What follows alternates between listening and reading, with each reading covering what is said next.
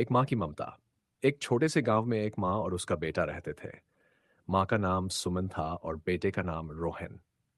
सुमन का जीवन केवल रोहन के इर्द गिर्द ही घूमता था। रोहन के पिता की मृत्यु उसके जन्म के कुछ ही समय बाद हो गई थी, जिस इसलिए सुमन ने अकेले ही उसकी परवरिश की। वह गांव की एक छोटी सी दुकान पर काम करती थी और दिन रात मेहनत करती ताकि रोहन को कभी किसी चीज की कमी न हो। सुमन ने अपनी सारी खुशियां बेटे के लिए समर्पित कर दी थीं।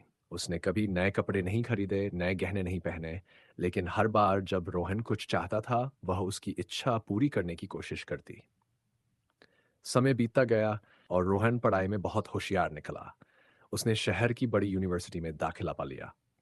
रोहन के शहर जाने के बाद सुमन का जीवन पहले से और खाली हो गया, लेकिन वह खुश थी कि उसका बेटा अब बड़े सपनों की ओर बढ़ रहा है। शहर जाकर रोहन की जिंदगी बदल गई।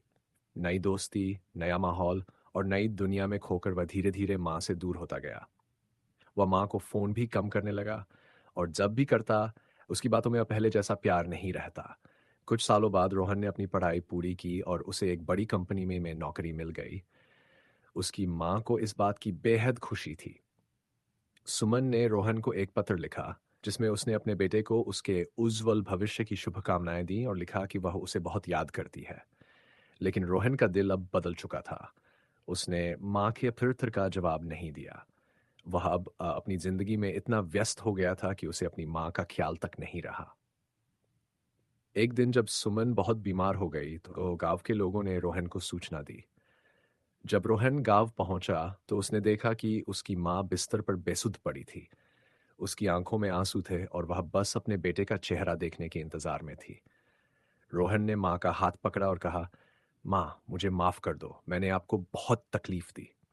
माँ ने धीरे से मुस्कुराते हुए कहा, बेटा, मैंने तुझे कभी दोष नहीं दिया। तेरी खुशियां ही मेरी सबसे बड़ी दौलत है। बस इतना याद रखना कि चाहे तुम कितना भी दूर चले जाओ, मेरा प्यार तुम्हारे साथ हमेशा रहेगा। उसके कुछ ही पल बाद सुमन ने आखिरी सांस ली और रोहन के हाथों में ही इस दुनिया को अलविदा कह दिया।